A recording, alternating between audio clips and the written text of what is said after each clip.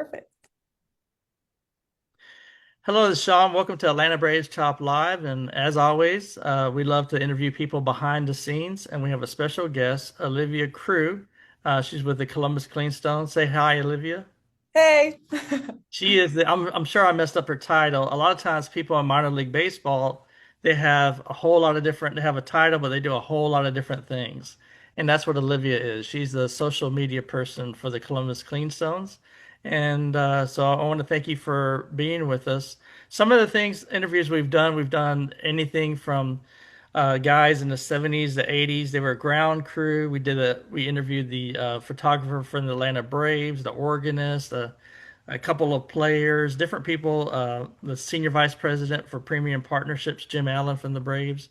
So we want to do these behind the scenes interviews just to give fans a different perspective to see what's going on the field. If you ever go to a Columbus Cleanstones game, you'll see Olivia right there in the dugout working and getting you those videos and photos. So Olivia, thank you for joining us. And would you like to share a little bit where you're from and how you got kind of involved into the Columbus Cleanstones? Yeah, absolutely. Well, thank you so much for having me. So I am from Peachtree City, Georgia, so not too far from Atlanta. Grew up a Braves fan. My dad has season tickets, so I went all the time at Turner Field and then now at Truist. And my career in sports started when I was in college. I knew I always wanted to work in sports. I just didn't know how to get into it. And one of my professors in college wanted to meet up with me one day and talk about my career because I was in a broadcasting class with him. And then he kind of introduced me to a marketing internship with Auburn Athletics that I got involved with my senior year and just fell in love with the behind the scenes of it all. And so with that internship, led me to actually working with the Savannah Bananas the summer after my senior year. Oh, So wow, that's pretty cool. yeah, I got to work with Hey, them. did you know this? I'm not sure if you know this. Well, I don't want to keep that thought because I don't want you to Yes. lose something. But Hayden Harris, he pitched for the Columbus Cleanstones this year. Mhm. And we talked to his mom quite often.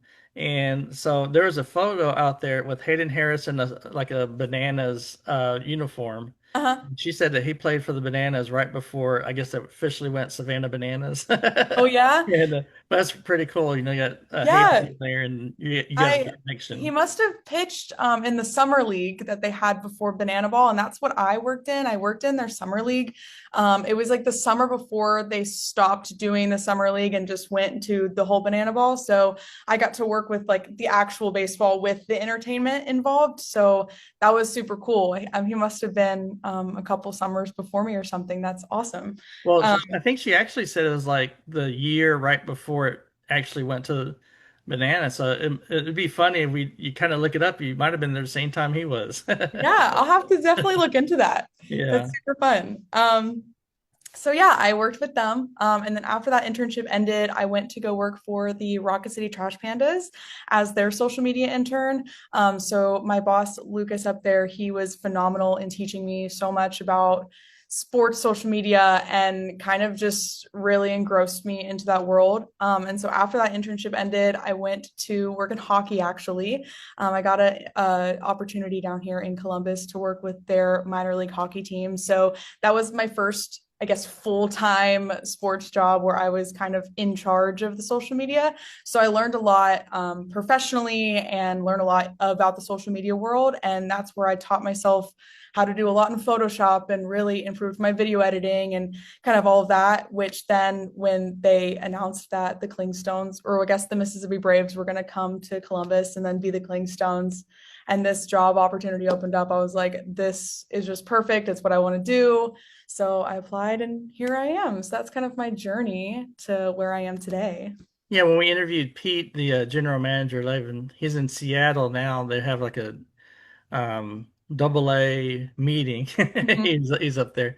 But he mentioned about he said we got this really good girl that was on the he was talking about you know that did the hockey and so give a little bit about that experience doing the Columbus hockey team and how that kind of transitioned you to what you're doing today because what you're doing in essence is like just starting from scratch because it's not Mhm. like the Clingstones just changed their name. They're like just totally moved over, and Mhm. a lot of those people I'm sure that were in Mississippi didn't come over because of the distance. So how was that? Did you have a lot of insight to others, or were you kind of like just I got to figure this stuff out myself in this short period of time? Yeah, well, I guess my transition from hockey to baseball, when I got my full-time job with the hockey team, it really helped me again learn more about social media and really helped me I guess, teach myself, hey, this is what other teams do. This is what people look for. This is what people enjoy. Make sure you get the big moments, make sure you get the small moments. So I guess having that experience before I came here just helped me grow my skills and get better. Because in my internships, I was still an intern, I was still learning, and I'm still learning to this day. But having that experience really helped me grow professionally. And so coming here, I had the challenge of how am I going to market on social media this baseball team, because there was a lot of discourse about the name and there was a lot of discourse about them coming to Columbus, and so I wanted to make sure I could bring that positivity to the town and help people understand, hey, this is a really positive thing. Pete and then my boss Amy, she is the marketing manager here. We all came together. Okay, like let's go. Well, let's make this a positive experience. Let's really show people, what they're going to miss out on if they don't come to a game.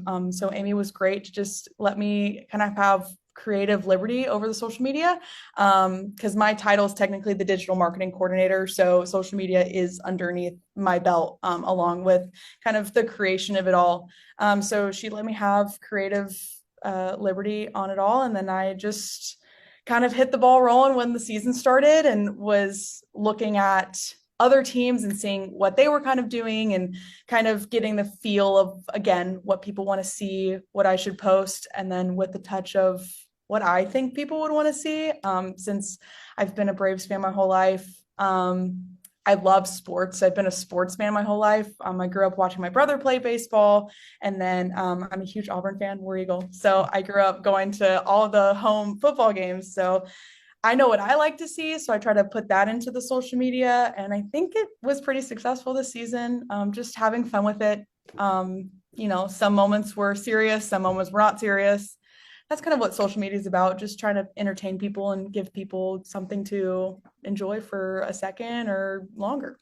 Yeah, I've had the privilege of when I come in town a few times this year, being all the way down here in Orlando to see you working. I'm like, man, she's pretty impressive. Going here, going there, getting the photos, and I'm watching the videos pop up, and then I'm like, are you doing that? I remember I asked you one time. I said, is there a location where you post all that in one place and it just goes out? You said, no, I just posted there. Like, man, she's pretty impressive. Oh, well, thank you. I remember I talked to one of the guys that was there. I don't know his name, but he works for y'all as well. And I was asking him, you know, I'm talking about the guy that there's another guy who's doing the camera there as well. Oh, one of our photographers, Matt. Yeah. So I asked Matt, that's like, what percentage of your photos do you edit? He said all of them. Yeah.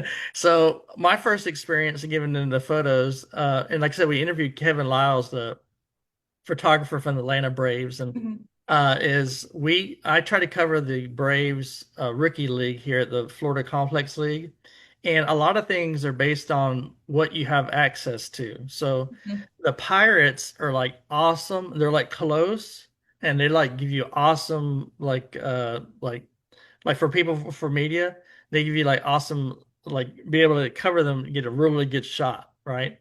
And certain places they don't give you like a close place. So it's like you're taking that long shot way down there and having to edit that thing, squeeze it, or whatever, kind of make it brighter, bigger. And but yeah, I really loved my shots I did over there because everybody was like right there. Mhm. And so I know one of the great shots that y'all got this year was I think it was it Brandon Harper or something like that? There was an event where they had some special need kids that were on Oh, the field. yes, Landon Harper. That Yeah. was that was a super sweet moment that we got. You want to share a little bit about that? Yeah, so here we like to have a lot of different groups, a lot of different types of people come to the ballpark. And I can't remember specifically what that uh, what that group or event was that day, but there was a young boy with special needs that I think he got to say play ball or do one of the experiences. And as he was walking off the field, he was walking past the dugout, past everybody, and he was giving everybody high fives. And then he just saw Landon Harper, and he just went in and just gave him the biggest hug ever. And the hug probably lasted for a good like 20 seconds. Like it was so sweet. And he was just like so excited to meet him. I guess he may have been his favorite player, or he just saw something special in Landon. So we were able to get that sweet moment. That was really great to capture. And it's moments like those that make the job worth it, because being able, my goal with anything I do in life is to just try to bring people joy. And so being able to experience moments like that with other people and get to see the happiness that something like this brings people is really special. So seeing that moment, that was really cool to capture. I can't remember who got that photo we got, but it was in one of my graphics I just made recently. And it's just so sweet. I think Landon walked away and he was like a little teary-eyed, like he was just so like astonished that that was a sweet moment that he got to experience. So Yeah, what it was is so Ray, my partner, I went all the way back up to the media booth, right? And then I get all the way up there and going through the crowd and all that stairs, and then Ray calls me and says, "Sean, Pete wants this on the field." That was in between a doubleheader. mhm. And Oh, that's great. that group, I think they were doing the national anthem. I know one of the Okay. moms. I've Mhm. known her since I was like little or something. One of the moms of that group, and they did something with the national anthem. And so I get all the way up to the media booth, and he says, "Pete wants us on the field." I guess to be able to walk around the field, which is a it's a neat experience to be able to look Mhm. at the field, the players, the fans. So I'm like trying to rush down there, hurry up, and then we see Pete take a photo with him.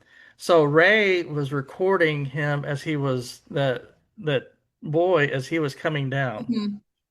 So what I did is that was a video, and I just took I photo cropped it. Oh, okay. Yeah, yeah.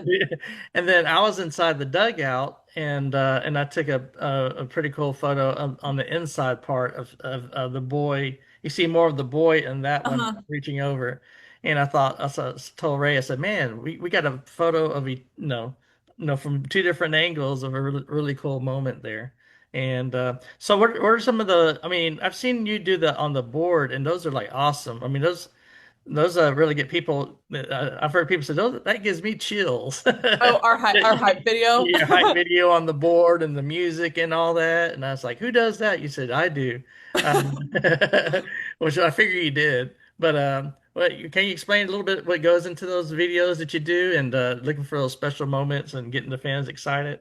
Yeah, so I guess um when I think of a hype video, I always just go back to Auburn football. Again, I bleed orange and blue, and I love it. So whenever I think of I those, think Tim Hudson likes them too, doesn't he? yeah, a little bit. Whenever I think of those videos, I get chills. Maybe because I just love it so much. But then when I started really realizing, oh, these videos are getting me really hyped, then I would go to other sporting events and be like, okay, this is the goal of this is to get people excited for the game and to really bring the energy up. So when I had to make the first hype video for the team this year, I was like, well, I don't have anything because we've never played a game. So I had to kind of figure out from there what to make of the video. So me and my boss, Amy, we were like, okay, what do we do for this first hype video? And then we were like, well, guess we got to go to Montgomery for the first game. So we drove to Montgomery. I got to be in the dugout, do what I do during games, get footage of everything. And I was just trying to get footage of like anything and everything because I was only going to be there for one night. So with that, plus we had media day where we just got initial pictures, headshots of all the guys. I got some video during that too. So I kind of had to put together a quick video that hyped up the crowd, find a song. And then from there, once I started getting footage, every week, maybe once or twice a week, I would update it with anything that happened that day. Get the sound bites from Jack Johnson, our broadcaster, to put over for like the big moments. and kind of just accumulated over the season, just more and more clips and more edits of it. So by the end of the season, it was a really cool video because it was like all these hype moments and um, just stuff to get the people hyped. So I love those. I love those. I'm trying to think of what song to use for next season. That's the hardest part of any video I ever have to do is to find the perfect song. So I'm already on the hunt for a song for next season. So do you use the same song for each one and just change up the video? Yeah, I felt I tried to do a different song in the beginning or in the middle of the season, but it just didn't work out. And the song that I initially picked in the beginning of the season was I felt really like cool and hype. So I just kept it all season long and just changed it, like changed the video. People are familiar with it. They know when they hear the song, Yeah. oh, I got to get to my seat. So I did try to change it in the middle of the season, just did not work out. But But it I'm does seem like a good idea because once they hear that noise or that mhm. music, they're like, "Oh, here's that video," Like, oh, and okay, I gotta it's go. amazing because like everybody is watching, like the players, their Hmm. eyes are glued, and the fans, their eyes are glued. So Yeah, whenever I would update it, the guys would notice because one guy would be watching it and they'd be like, new video, because they knew they were different clips. So that was always funny whenever they would do that. Everybody watch, watch. And I would just laugh and some of the things you do with you got Fuzzy that goes around, right, and making his way around there, and so then also you got the fans. What I was amazed when I went there was like how many fans. Now it was just over a year ago. I want to say it was like a year and maybe 3 or 4 days ago mhm, that they actually came up with the name of the Columbus Cleanstones. mhm, And I remember that image. I was like, wow, what is a clean stone? I'm like looking for research. I was like, oh, okay, it's a peach. I was like, and I know they had some fans were like, no, keep it Braves. I'm angry. I'm never going to a Braves game. But then they go. But yeah, mhm, those fans are like that. But what's interesting when you think about like affiliate teams, minor league teams, hardly any of them have the name of the actual organization they're from. mhm. So y'all play against Biscuits and Biscuits, Trash Pandas, Blue yeah, Wahoos, yeah, all different. What's the one in Pensacola? Is it Blue Wahoos? the Blue Wahoos. Yeah, Mhm, and so they got all these different names. But when I went there, I was like so impressed. I was like, wow, there's like Clingstones gear all over the place. Like a lot of the fans are eating that stuff up. But they really enjoyed that. mhm. And the gear when you see in there. So how was it when when the first share with us your the first day experience you had, like game one, day one.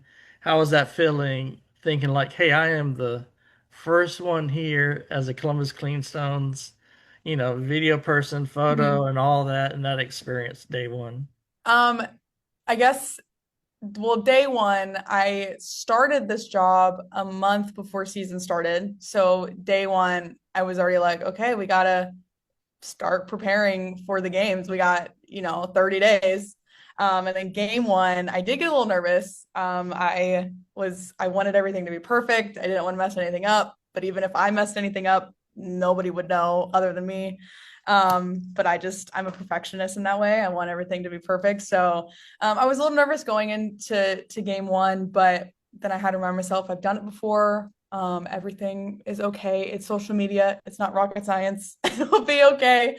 And then I felt the first game like I got comfortable with being in the dugout. I got comfortable just like going anywhere, getting videos or pictures of our fans. That's kind of an adjustment. Any new team you go to, just really getting familiar with the area. And once people start to realize, oh, this is the camera girl, they'll be a little hesitant at first, but then towards the end of the season, they're like, Olivia, come get a picture of us. I'm like, okay, which is great for me too because I can use the picture later. But yeah, game one, it was just fun. It was cool, especially with it being the first season. I mean, all of that was just so cool, and being able to be a part of an organization that wants to make a difference, that wants to make an impact in the community, and just wants to be an outlet for everybody to go and have fun. I mean, being a part of that is so special to me.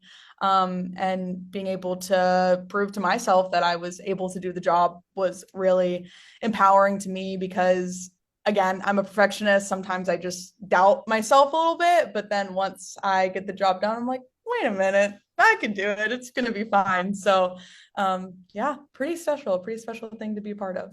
One of the things that I noticed that when I look at, and one of the cool things, and we interviewed Jack Johnson, the radio broadcaster, is, I'll watch the Braves game down here in Florida, but if they get rained out, whatever the case is, I'll pull up the Columbus Clingstones game if they're playing, a separate time or whatever. And but it's pretty amazing that, like, generally speaking, attendance wise, y'all are doing did really well. Y'all broke the record. Somebody said that only counts. This is first year. I was like, no.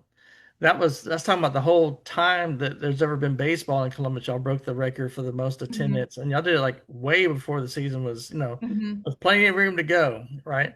And but then you look at other minor league teams, and you're like, wow, there's like literally nobody in the stands, but like AAA teams or whatever, different teams, and but y'all definitely kept it pretty exciting there, and y'all do a lot of stuff for the fans that I don't follow a lot of. I mean, we do post about all the Braves minor league teams, but of course, y'all are even more special. So to myself and Ray, when I was 17, you know this already. I was a bullpen catcher there at that location, and I mhm, caught two of the guys who let her pitch for the Atlanta Braves, and they had a dugout there. The dugout was right behind where the home or the visitors are. So you know where the visitor dugout mhm, is. So there used to be a door. I'm not even sure if that door is still there, if that whatever avenue is still there, but that was the location where the team home team would come out of.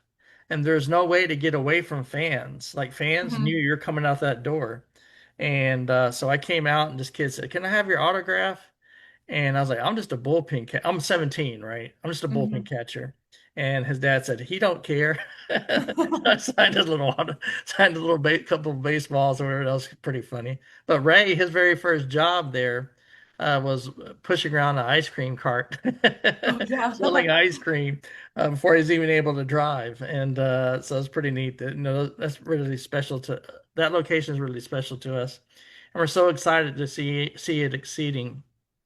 But y'all do a whole lot of stuff for the fans. I saw also y'all had like the adults run around the bases, and that Yeah. same day, I think the what fan favorite person, Unc Zuna. Uh-huh. We're supposed to interview him during the off season, He's awesome. but I think he was there that same day. Y'all had the adults to run around the bases, but you hear about kids running the bases, but Mhm, you hardly ever hear adults running around the mhm. bases. And adults, that's like exciting for fans to get involved.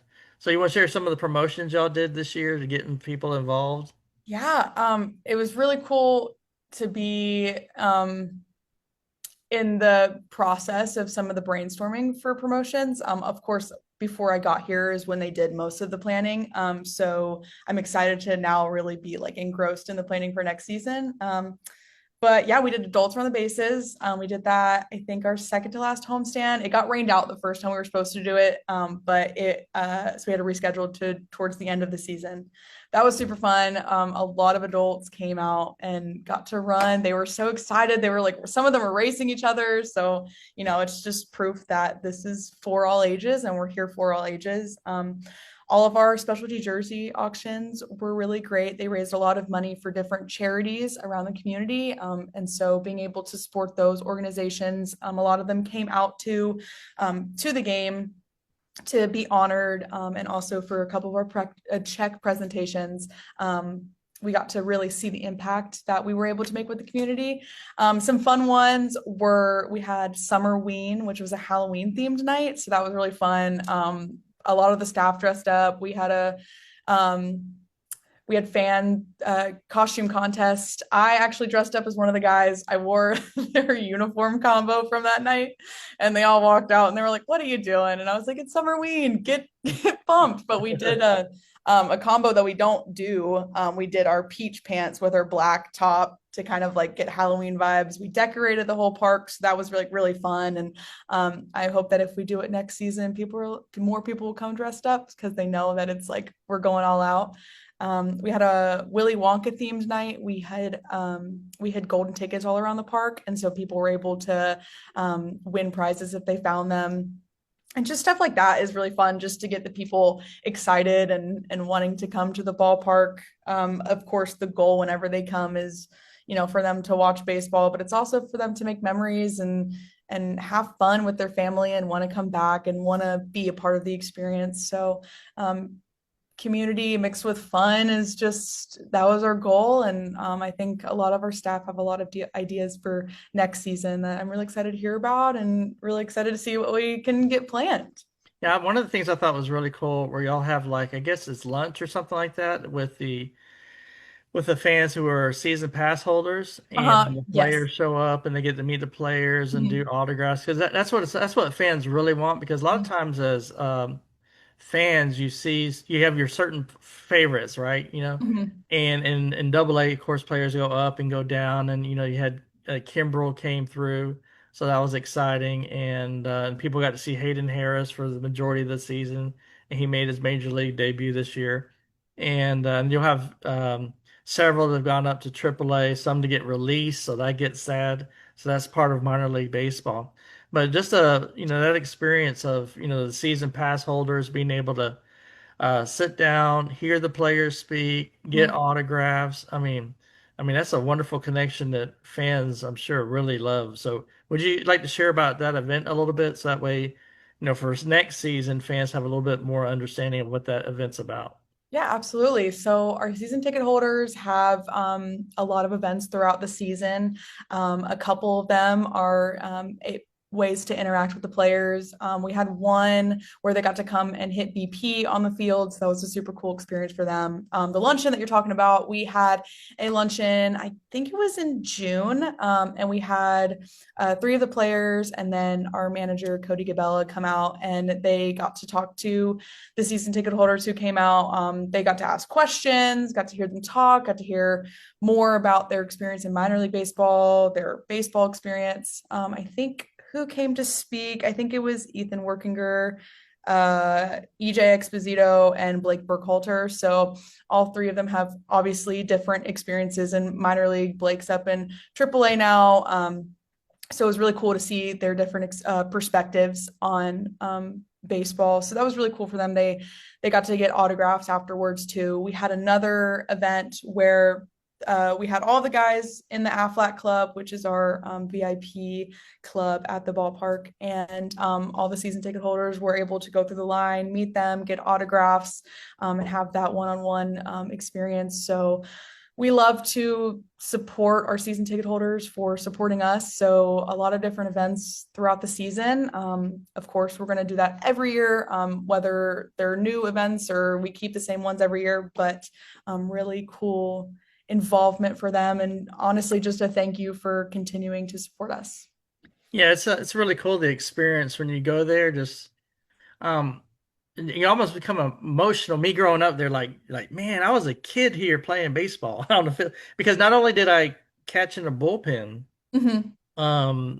for half the season. So I caught in the bullpen half the season, and I made the mistake. I said something that you don't know terminology. So we're all sitting there, and what they used to do is they used to bring us a whole box of brand new balls. Mm-hmm. And when they bring those balls, they say, "All right, we have to get the dirt, do a little spit, and then start Mm-hmm. scuffing up the ball, get it all, get that smooth down there." And one time I mentioned, I said, if y'all make it professional, and this guy said, we are professional. I was like, well, I meant the majors, and so it's kind of funny that remembering that experience. But I actually got to play several games as well with my future brother-in-law, That's and awesome. so that was a pretty neat experience. The only thing is, no, we weren't professional. It's like a senior league, 16 through 18. Mm-hmm. So we didn't have like an umpire with 15 balls, right? So what happened is that when the ball got hit off that ball would roll down the net. I'd have to, as a catcher, I'd have to wait for that ball to drop down, get the ball, and then throw it back to Yeah. the. So those games are a little bit slower. A No, little bit longer. and the ball goes in the stands. Like, can we get that back? We don't have many Yeah. more. Hey, we need that back over here. Yeah, and it was pretty fun experience. I saw there with you as well as you. One of the hardest things about sports I see when it comes to your job is video. I do photos at the for the rookie league, and that's pretty easy doing the photos. You try to do those motion shots. My favorite shot I took at the Columbus Clingstones was of J.R. Ritchie, where he threw the ball and the ball, you can see the ball right in front of him, right Oh after he yeah. released it. So that's always like my favorite shot. And down in Florida, I got one with the guy sliding in the home, a Brave player, and the catcher, you can see him tag him just past after he passed the plate. Uh-huh. And but I know you do the video, so you want to share how you go back and forth with doing that. I know the video is very tough to do during a ball game. Yeah, I started doing video when I was up at the Trash Pandas, so I got a lot of experience learning to really track them well. And then of course working with hockey, that goes so quickly. So I learned how to track a player really quickly, really easily. So coming here, I was able to really just grasp on to that super quick. Mainly what I do during the games is of course, get video of all the plays. I get all of their at bats. If I'm getting any defense content, I'll sometimes focus on one guy and hope that something happens with them. But sometimes I'll do really well of like tracking the ball, and sometimes my camera just goes out of focus, and I'm trying to get back in, and it's just not working. But yeah, I just try to get all of the big moments, and then that translates into my live coverage on social media platforms. So I try to get those high quality videos for social media. So it looks nice, looks polished. A lot of the times, if I don't get it, I'll just clip it from our software that we have to clip all of the games. And a lot of the times towards the end of the season, if I would get a big play, but I wanted that call over it, I would just quickly run up to my office, export the video onto my computer, then clip the play from the broadcast, and then dub the audio over that.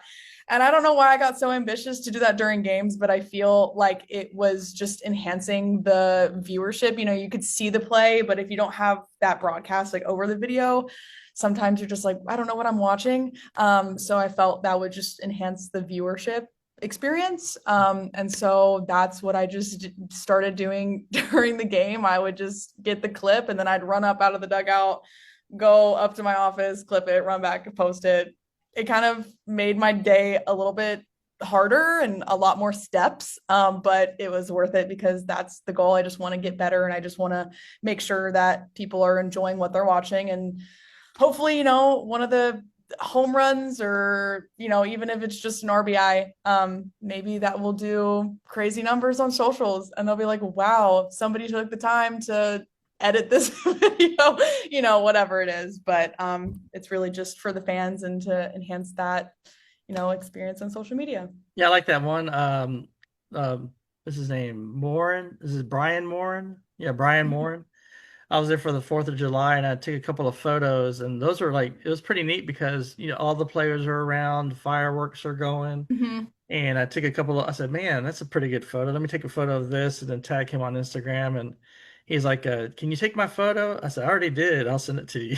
He's like, but you did a pretty good clip, the one from Sandlot with them gathering. Oh, yes. Yeah. I That's actually so funny. I got the idea to do the sound for from the Sandlot over 4th of July. But I was going behind all of the players and their significant others and just like recording them watching the fireworks. And it was just so silly because I felt so weird just like going behind them, but it turned it out to be a really cute video. And a couple of them were like, wait, can you send me that clip? That was so fun. And I'm like, it was worth it. It wasn't that creepy, I guess. I think your favorite, I mean, this is me personally, I might be biased from what I see, but I think your favorite things to cover are the wet nose. Oh, I love the dogs. Yes. Yeah. The different dogs come in and you're doing interviews, and so that's pretty cool to see that, getting their Yeah, reactions. that's my favorite. I honestly do that because I love the dogs and I want to meet all of them. And then it gets me good content. For those watching that don't know, I interview dogs at our Wet Nose Wednesday games. So it's really fun because obviously they're not responding back to me, but I act like they do, and it's fun all around. Yeah, I appreciate it. I want to say also, how's it growing up as a Braves fan? What's your family's experience seeing you at the helm, doing this in the position that you're doing? It's got to be a proud moment for your family. Yeah, they think it's pretty cool. When I first got the job, my dad was like, "No way." I was like, "Yeah, it's like here I am now. You've kind of put me in in these footsteps of following the Braves." But it's really cool for them to see. I mean, they're just proud that I love my job and I'm, doing pretty decent at it. And they've come to a couple of the games and they're just excited that I'm excited. And so it's just a really cool opportunity to make an impact somehow on other Braves fans and show people that the minor league system does really matter and that it's really cool and these guys work so hard and I just want to translate that to everybody. Well, you do a great job, Thank and you. we appreciate allowing our folks to be there. We have Janice and Mary Beth and Ray, and I come a couple times a year. So thank you for allowing them to be able to Of be course. down there and get as much content out to the fans and draw them to some Columbus Clingstones games. So Of it's course. definitely Happy to something have to you look forward. It's a guys. wonderful experience. Yes, we're happy to have you all the time. Thank you. Well, Olivia, I want to thank you so very much for joining us, Atlanta Braves Top Live, and we look forward to sharing this with our fans and pushing more people to the Columbus Cleanstones. Y'all got Yes. enough seats there because it's pretty tight over there. We So you have plenty of seats. We have plenty of seats. If you want to get a group for next season, I can start plugging the tickets. Well, thank you, Olivia. We'll definitely share that as well. And I remember when we first got word of, I saw y'all on Facebook. This is probably before you were even hired. They had 8 people on the Facebook page, and I reached out to Pete, and then I said, "Hey, we'll promote the page or whatever." And I think about 2 weeks later, it was up to 1,000.